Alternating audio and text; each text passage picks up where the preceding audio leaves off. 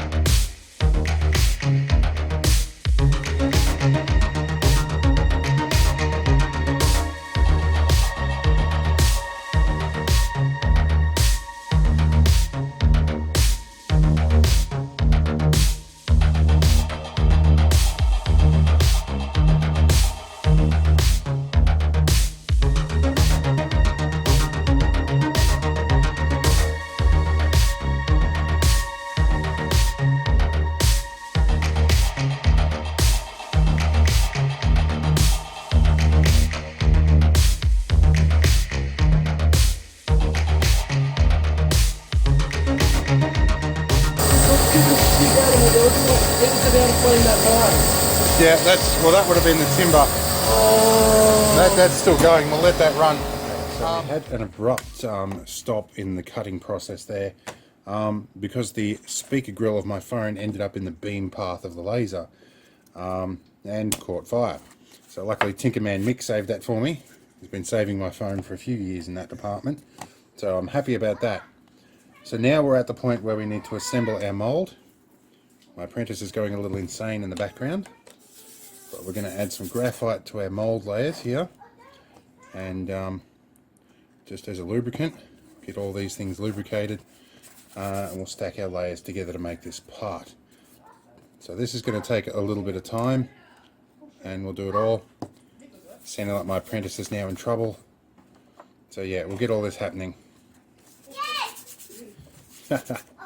Alright, so I'll see you shortly.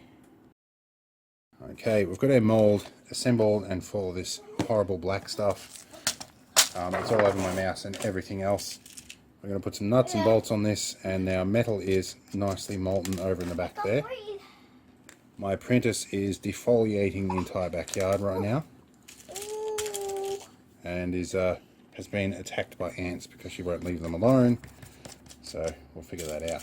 But now she wants to be a camera operator, so yeah, we'll probably see some of the backyard in front of the screen soon. Soon? Yep. I can see the phone. Look, the weeds. Meanwhile, I'm trying to get a screw on here. Oh, what's this? Tinkerman Mick to the rescue. He's provided a distraction. Alright.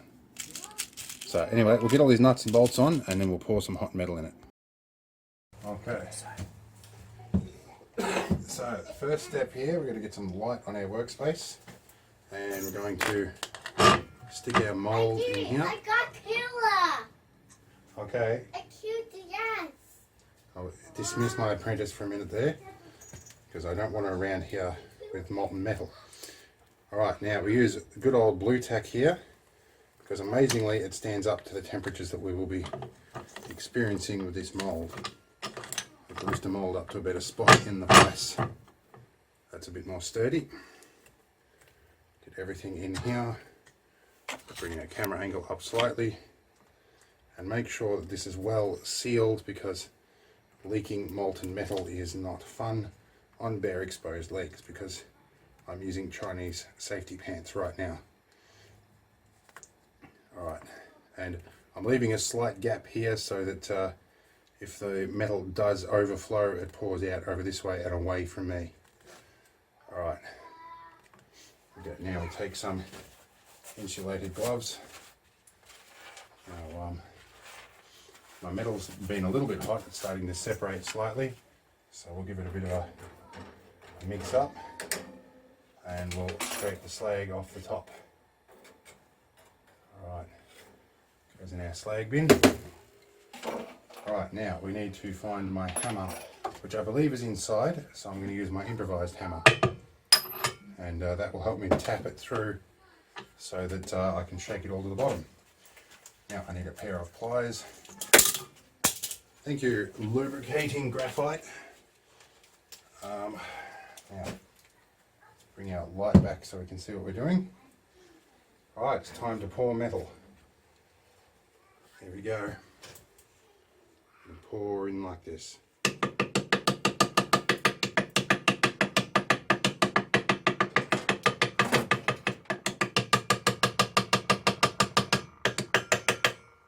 The concept of the tapping gets all the air bubbles up to the top and out of the bottom. So I'm hoping it's all gone in nicely. I'll give it, it's a bit hot. And once it starts to cool, it goes through a phase called pudding phase, where it starts to become brittle. And that happens usually about 30 seconds or so after I pour it. So from now on, I've just got to let it sit and cool for probably about 10 or 15 minutes. And from there, we'll take our spatula, we'll peel off our blue tack, and we'll use a hammer again to shave that top sprue off. We'll have a part that's nearly finished by that point. Okay, so time has come to remove some screws, and I could make a crude joke here and say this mould is male mould because it unscrews. but I won't say that because that might not be politically correct. So the idea here, most of this is very hot, and I've got graphite all over my hands, and I have the shakes from MS, so I might look a little uncoordinated here, because as you can see my fingers are black with graphite, which is preferred because of its lubricating properties, and it also changed the British Empire because they used it for making cannonballs. They could get smoother, more precise cannonballs than anywhere else, which meant their cannons were more accurate and powerful. Which meant that during a ship battle, they could engage an enemy at a far greater distance than their own cannons.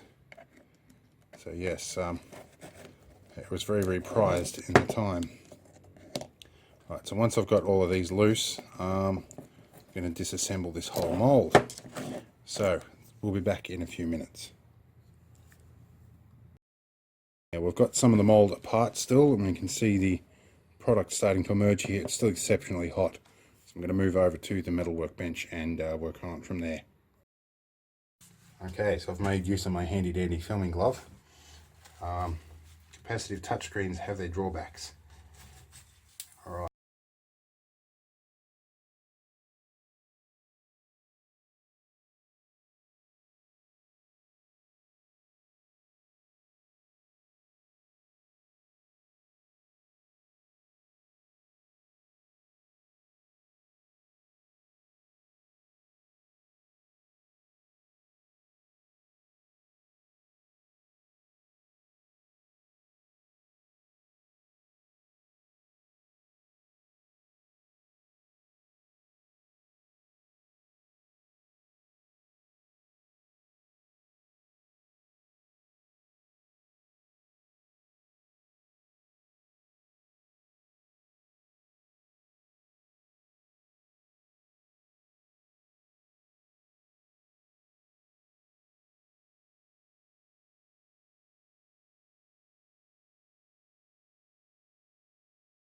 Okay, we're just going to compare these side by side. This one's still a little bit longer than the original one, but the pulley position is still in the correct place. But that's okay, that will help it stay a bit squarer. But yes, it looks like the dimensions are more or less the same, quite accurate. That's pretty good. Alright, so we're going to drop a drill through now, and then we're going to hammer in a threaded insert in each side. You go slow with bearing metal because it's very soft. It cuts very easy. And we're going clear through. Got nice alignment. Okay, now we can hammer these inserts in. We good? Okay, so we'll get all this in here, and we're going to force the threaded insert in with the vise, and we have enlarged the hole slightly. I just don't want it to bust. Looks like the threaded insert went in beautifully. There we go. Alright, now we'll go and load up the next one. I'll get that put in. Alright, we're going to go around the other way and put that one there. So we don't want to mess up the edge. This is a little bit trickier doing it this way because we can run the risk of stripping the thread out of the insert, but it's bending in a little bit. No. I'm just putting pressure on gradually. That feels like that pushed all the way through. It did, but that might be alright. We can heat it up with a little bit of soldering iron and we'll get it nice and flush in there. That's alright, we've got threaded inserts in both sides. That'll be good. Alright. Okay, it's come Dremel time. We've got all the pulleys mounted. And I'm going to try and cut this off as close as I can so that it all fits in flush. And then we'll find some way to screw it in just a tiny bit more. Alright, let's get the Dremel out this. I better turn it on at the wall.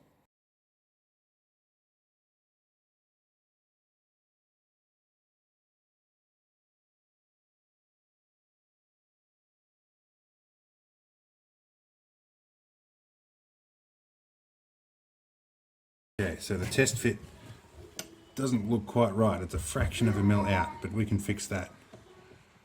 Yeah, We'll have to shave a little bit down. Alright. Okay, we had to make a few millimetre size adjustments, and we've kind of, due to the limitation of my tools, we've sacrificed some of the finish here, but for the purposes of being industrial and doing its job, it should do that quite fine. And the belt in here is quite good. Now, I found after we had finished making this, I had to cut the head off a screw to get it back in there, because I couldn't get this bolt back out, but you know, not the end of the world. So we my apprentice is having a malfunction in the background. We'll attend to that later. But yes, everything else is working quite well. So yeah, I'll hand this over to Tinkerman Mick, and he'll fit this up to his printer and be on his way. Alright, I'll see you all next time. Right, I thought I'd just finish up with a quick little bit of video on the screen of my phone here, which I do a lot of my recording on. You can see here, this is fractures in the tempered glass screen protector on the top, and that's my front camera there. Let's come along here. Here's where the laser beam hit. It was in the beam path from the main laser head, and you can see here it's actually working right, but that is a hole burnt right through the waterproof grill on the speaker there. So it hasn't damaged the speaker itself, but my phone is no longer waterproof, and I'm pretty sure Tinkerman Mick can fix that for me. But yeah, we can see here, if I refocus, this is the burnt timber on the top of the phone as well. So yeah,